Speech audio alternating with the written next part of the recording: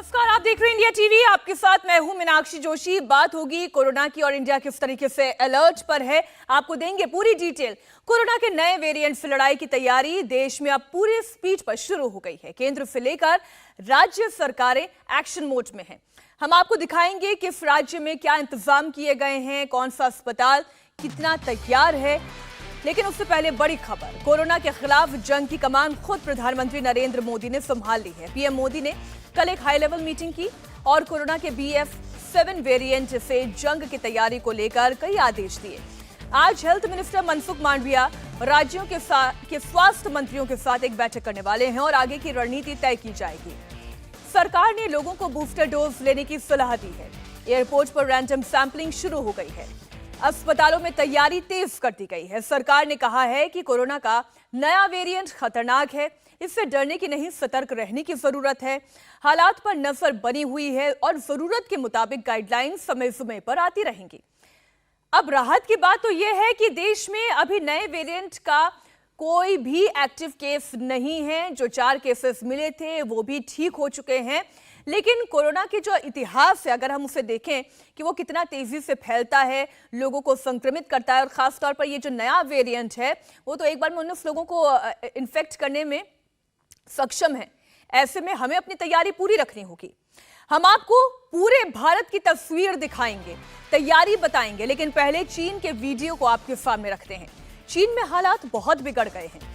आप इन तस्वीरों को देखकर अंदाजा लगाएंगे कि इस वक्त चीन के सिर पर कितना बड़ा खतरा मंडरा रहा है। चीन से दिल दहलाने वाली तस्वीर आपके समक्ष रख रहे हैं।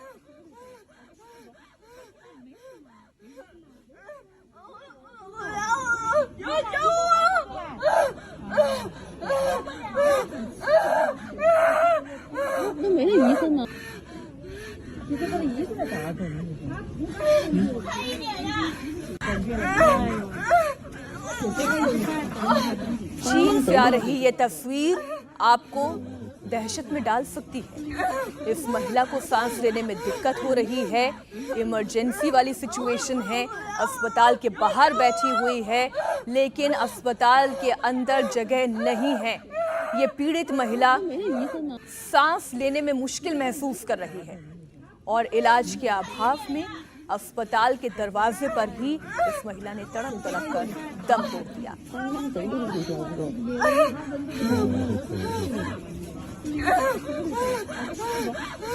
आपको PPE किट में एक व्यक्ति भी वहां पर दिखाई दे रहा होगा, वो शायद इसे मदद भी पहुंचाना चाहता होगा, लेकिन अस्पताल में जगह ही नहीं।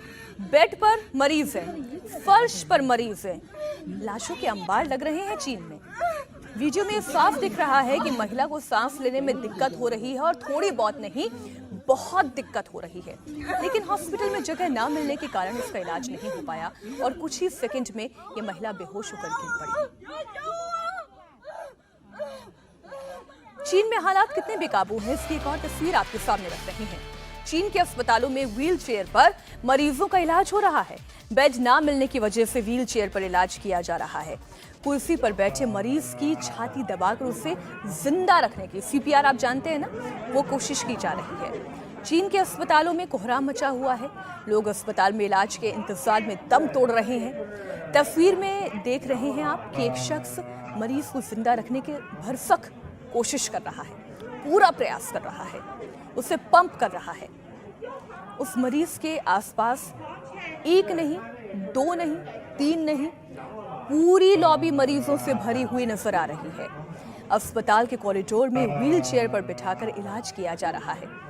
जरा मानसिक स्थिति भी समझिएगा इस वक्त चीनी नागरिकों की। इलाज ढंग से नहीं मिल पा रहा है।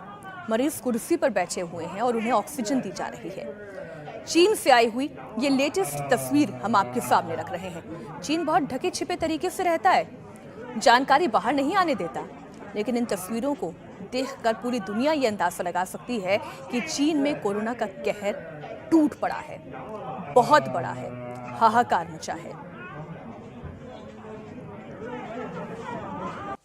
चीन से आई हुई एक और दर्दनाक तस्वीर अब आपके सामने रखते हैं।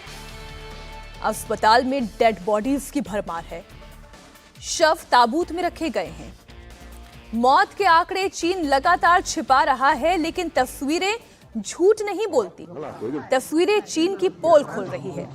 इंतजार हो रहा है कि क्रिमेशन वाली जगह खाली हो तो अस्पताल में जो ताबूत में शव रखे गए हैं उन्हें अंतिम संस्कार के लिए ले जाया जा सके, लेकिन मरीज इतने ज्यादा हैं और मौत का सिलसिला है कि थमने का नाम नहीं ले रहा है, इसलिए शवों की कतार लग गई है।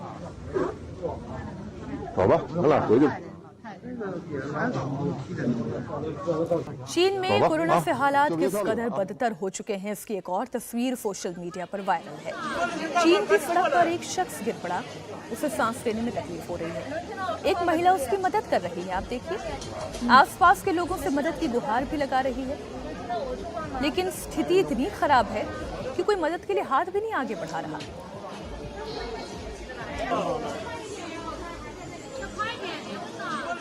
चीन में हालात आउट ऑफ कंट्रोल है, लेकिन सरकार को लोगों की जान की परवाह नहीं है। उन्हें इकोनॉमी की चिंता सता रही है, इसीलिए संक्रमित लोगों को भी जल्द से जल्द काम पर लौटने को कहा जा रहा है। बीजिंग, शंघाई, ग्वांगझो, शिनजिंग जैसे शहरों में अस्पताल के बाहर लंबी लंबी कतारें हैं, लेकिन लोगों को कहा जा रहा है कि यह कोरोना नहीं, सीजनल फ्लू है, घबराने की जरूरत नहीं है, सब ठीक हो जाएगा।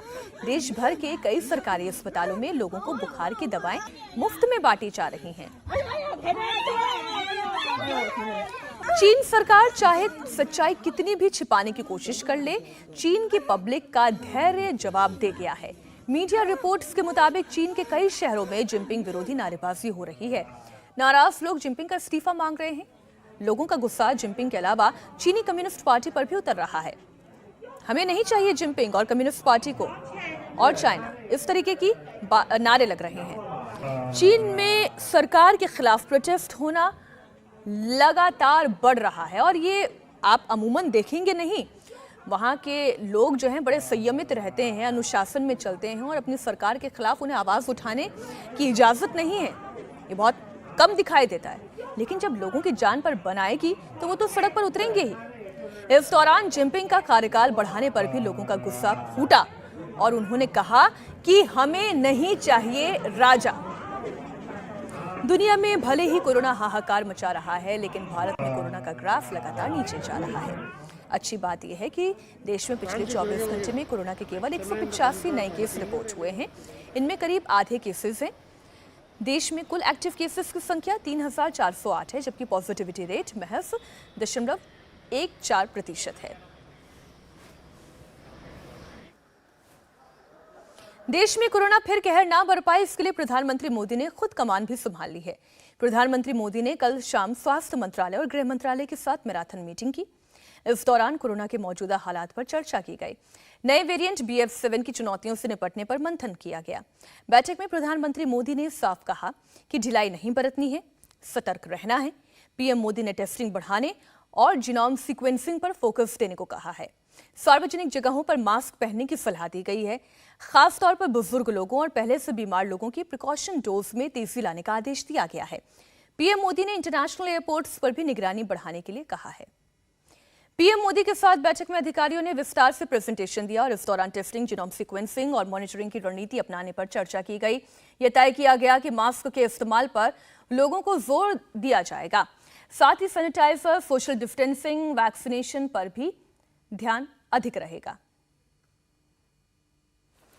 पीएम मोदी के आदेशों का साफ असर देखने को मिला। पीएम मोदी की बैठक के थोड़ी ही देर के बाद स्वास्थ्य मंत्रालय ने नागरिक उड्डयन मंत्रालय को एक पत्र लिखकर कहा कि वो देश के इंटरनेशनल एयरपोर्ट्स पर 2% यात्रियों की रैंडम टेस्टिंग करे। सभी इंटरनेशनल फ्लाइट के 2% यात्रियों की रैंडम सैंपलिंग करने के लिए कहा गया।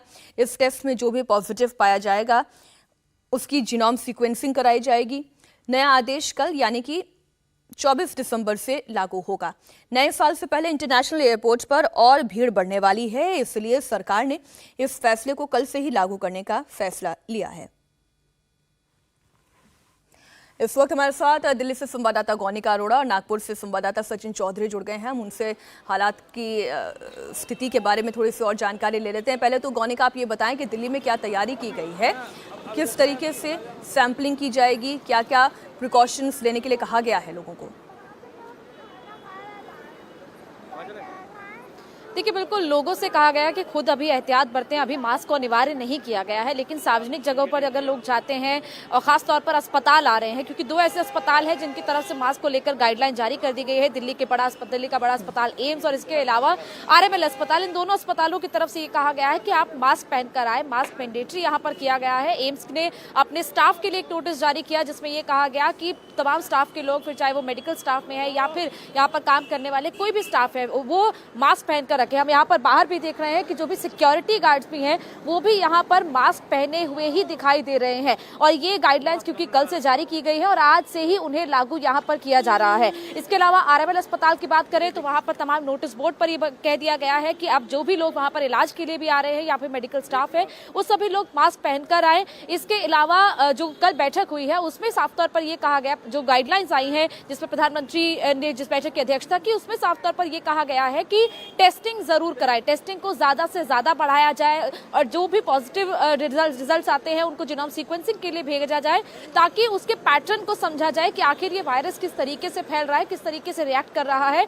और अभी क्योंकि कल जो गाइडलाइन जब प्रधानमंत्री के साथ बैठक हुई उसमें सिविल एविएशन मिनिस्टर भी मौजूद थे और उन्होंने उसके बाद सिविल एविएशन मिनिस्ट्री की तरफ से भी ये गाइडलाइंस आई कि किस तरीके से रैंडम टेस्टिंग होगी, और हेल्थ मिनिस्ट्री की तरफ से सिविल एविएशन मिनिस्ट्री को ये कहा गया कि जो भी फ्लाइट एयरपोर्ट पर आ रही हैं उनमें से 2% ऐसे पैसेंजर्स कल से लेकर आज तक में जो सबसे बड़ा फर्क मैं अपनी आंखों देखी महसूस कर पा रही हूं, कल जब सभी संवाददाताओं से चर्चा हो रही थी तब किसी ने मास्क नहीं पहना था, लेकिन कल प्रधानमंत्री नरेंद्र मोदी ने और साथ ही जितने भी बीजेपी के सांसद हैं, सरकार के आला नेता हैं, उन सभी ने मास्क पहनकर एक मैसेज दिया कि अब थोड़ी सतर्कता बरतनी वापस से शुरू करनी होगी।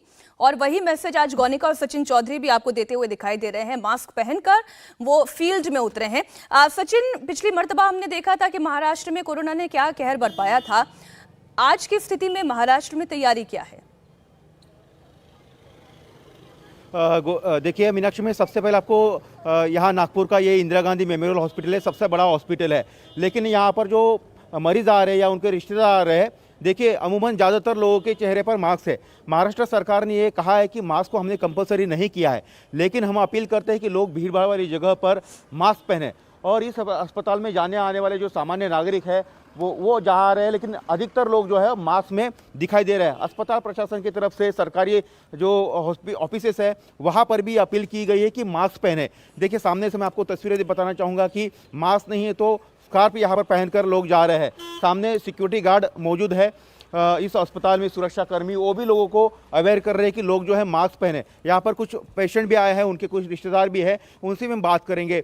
महाराष्ट्र सरकार ने भी ये कहा है कि 2% जो है एयरपोर्ट पर थर्मल स्क्रीनिंग होगी, अगर कोई सिम्टम दिखते तो उनको आइसोलेट भी किया जाएगा। आप अस्पताल में आए हैं, आप कहाँ से आए हैं? मास्क पहनने की अपील की गई है, आपको लगता है कि प्रधानमंत्री हो या फिर राज्य सरकारें जो है अपील कर रही है बहुत ज़रूरी है, क्योंकि अभी एक फेस्टिव सीजन भी है? मैं नागपुर से हूँ, ये तो बहुत जरूरी है मास्क पहनना, क्योंकि अपने सरकार ने, गवर्नमेंट सरकार ने अपील की है मास्क पहनना जरूरी है।